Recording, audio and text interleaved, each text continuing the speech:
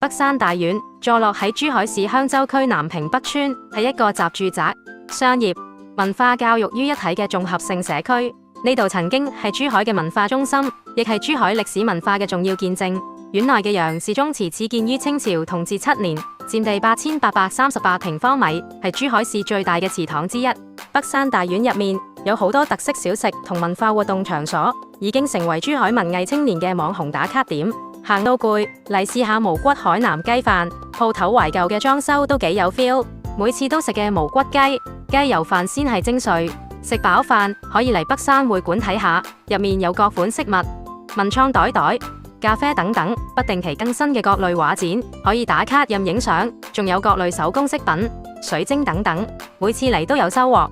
北山大叔嘅糖水檔都一定要整返個，聽講已經開咗14年，佢哋嘅冬瓜茶真係好古早味，各種嘅舊建築、書院、古景等等，真係好鍾意，去到邊都要帶2個雪櫃貼返去。有冇朋友同我一樣有呢個喜好㗎？最後梗係去埋山姆買啲好嘢返去食。傍晚嚟人唔多，行起上嚟舒服，得閒不妨帶埋屋企人朋友嚟玩下啦。